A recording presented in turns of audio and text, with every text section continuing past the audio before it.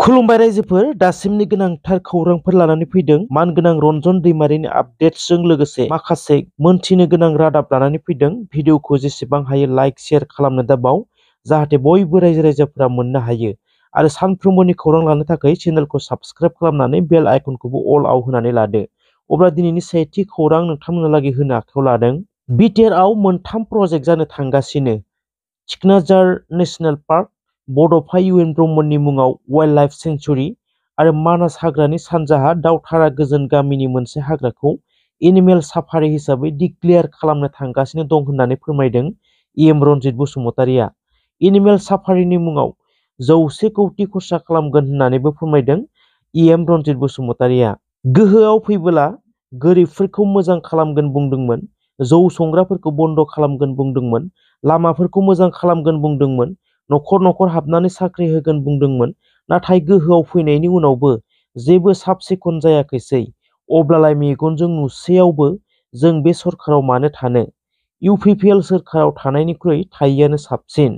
14 नं चिरां दुवार बियाबनि टिएमसिनि ब्लक आफादगिरि लोगोसे केसियार बिर' नार्जारि आरो इउपिपिएल दोलोनि माखासे सोद्रोमाफोरा जुइसिया सुमफ्रामारिनि दैदेननायाव बिपिएफ दोलोआव हाबबाय होनना खौरांनि गेजेरजों मोनथिनो मोननाय जादों।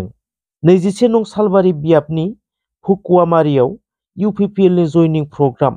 बिपिएफ आरो जिएसपिनिफ्राय गासै 1484 सुबुंफोरा इउपिपिएल दोलोआव जगदान खालामदों होननानै खौरांगिरिनि सिगाङाव बुंदों बिटिआरनि इएम रनजित बसुमतारिया। बिपिएफआ हिस्ट'रिसो जानानै थासिगोन। जाय गथ' मानसि जायआ मानसिनि लिस्टआवबो गोग्लैया। बिपिएफआ पृथ्वीराज नारायण देव मेसखौ पेनेल लिस्टआव सोनाया गावखौनो लाजि फोनांनायसो जादों होनना बुङो इएम रनजित बसुमतारिया। मख'नो गोनांदि ल'कसभा बिसायख'थिनि बिपिएफ दोलोनिफ्राय पृथ्वीराजनि मुंखौ सोनाय लोगो लोगो गोबाङानो आरो ससियेल मिडियाआव गोबां रोखोमनि सावरायलायनायखौबो जोङो नुनो मोन्दों। मुलुगनि उन्दैसिन प्रफेसार डक्टर सुबर्ण आइजाक बारिखौ मैया बड'लेण्ड मुलुगसोलोंसालियाव गाजा गोमजायै खाम आरो सिफुंनि रिंखांनायजों बरायनायखौ जोङो नुनो मोन्दों।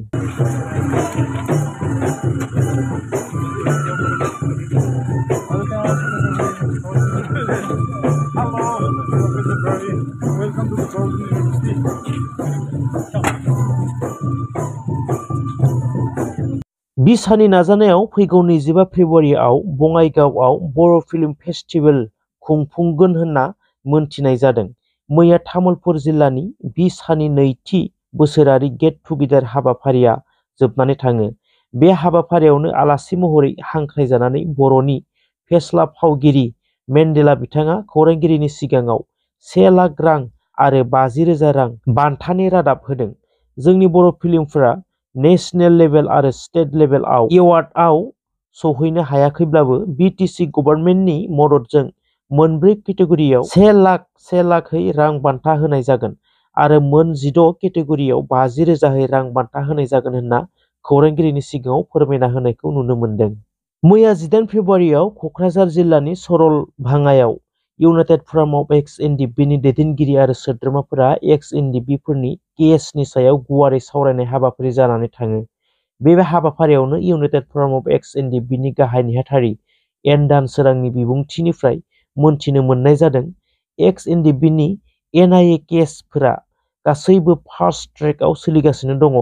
एडभोकेट शब्द राभानि दैदेननायाव बिथांमोननि केसफोरा सोलिबोगासिनो दङ आरो बे केसफोरखौ बिटिआरनि फान्डिंजोंनो सलायगासिनो दं होनना फोरमायदों एन दानसोरां बिथाङा। लोगोसे बिथांमोननि बेल पिटिशननि ड्राफ्टिं सोलिगासिनो दं आरो खम समनि गेजेरावनो बे ड्राफ्टआ कमप्लिट जागोन होननानैबो बुङो। लोगोसे थांनाय 13 फेब्रुवारियाव रन्जन दैमारिनि फार्स्ट टाइम हियारिं जानानै थाङो आरो बिथां रन्जन दैमारिनि केसआ सुप्रिम कर्टआव एडमिट जाबाय होनना फोरमायो। दायो सिबिआइआ 4 सप्तानि सम बिदों होनना फोरमायो आरो फैगौ 15 मार्चआव बिथां रन्जन दैमारिनि हियारिं जाबावगोन होननानै फोरमायनानै होयो इउनाइटेड फराम अफ एक्स एनडिपिनि गाहाय नेहाथारि एन दानसोरां बिथाङा। बयबो रायजो राजाखौ फैगौ 14 मार्चआव केन्डेल लाइट सावनानै रन्जन दैमारिनि मोजां खबरनि थाखाय आर'ज गाबनोबो खावलायो रायजो राजाफोरखौ। एक्स एनडिपिफोरनि एनआइए केस आरो मानगोनां रन्जन दैमारिनि केसनि सायाव एन दानसोरां बिथाङा मा बुंलांखो फै जोङो खोनासंनि। सम जाबायमोन जों बेबायदि मेल लायैया जिहेतु जोंनि एक्स एनडिएफबिनि जोंहा केसनि सायाव मोनथिनांगौनि गोबां बाथ्रा दंमोन, बेनिखायनो बे बाथ्राफोरखौ जों दिनै फोरमायदों। जोंहा दिनै केस हिसाबै स्पेसियेलि नियानि एनआइएनि जेसेबां दं बिथांमोना फार्स्ट ट्रेकआव जोंनि सोलिगासिनो दङ आरो बिथांमोननि केसनि सोमोन्दैयैनो जोङो बिथां एडभकेट शब्द राभा सारनि लिडिंआव आरो एके भट्टाचार्य सारनि गाइडेन्सआव बे केसा दिनै सोलिबोगासिनो दङ आरो बे फान्डिंखौ बिटिआरनिफ्राय खालामनानै बे केसफोरखौ सोलिहोगासिनो दङ। दिनै बिथांमोननि बेल पिटिशननि थाखाय ड्राफ्टिं सोलिगासिनो, हयथ' खुब समनि गेजेरावनो बे ड्राफ्टआ कमप्लिट जागोन आरो बिथांमोनखौ साबमिट खालामजोबनाय जागोन। लोगोसे जोंनि थांनाय दाखालि 13 थारिख खालि सुप्रिम कर्टआव रन्जन दैमारि सारनि केसआबो जानानै थांबाय। बिथांनि केसा एडमिट जाबाय आरो सिबिआइनिफ्राय बिथांमोना 4 उइक्सनि थाखाय सम बिदों आरो फैगौ 15 मार्चआवहाय बियो हियारिं जाफिनगोन। मिजिंथिदों ओइदिनखालि रिजाल्टआ पजिटिभ जायो। आङो आरो बे मोनसे खोथाखौ खावलायनो लुगैदों गासै जोंनि बर' रायजो राजानिसिम जे 14 मार्च खालि सारमोननि मुङाव जाहाथे केन्डेल लाइट खालामनानै प्रे खालामो। एक्स एनडिएफबि हिसाबै माखासे रिक्रुटमेन्टनि बेलायाव मा फोरमायगोन? एक्सुवेलि एक्स एनडिएफबि हिसाबै रिक्रुटमेन्टनि बेलायाव जोंहा एमअएसआव मेम'रेन्डाम अफ सेटेलमेन्ट हिसाबै 10.2आवहाय लिरथुमनाय बायदियै बड' इट्सआवहाय बिनि सरसाया जागासिनो। जोङो सावरायदोंबो जोंनि बिटिआरनि सरकारजों लोगोसे आसाम सरकार आरो भारत सरकार जोङो सावरायदों। जिहेतु जायफोरा एबिलिटि दङ बिथांमोना मोनथारनांगौ आरो माखासे सुबिदाफोरखौ जेन' सारमोननिफ्राय मोनो जोङो अरायसम सरकारनाव खावलायगोन आरो मोननायखौ जों हास्थायगोन।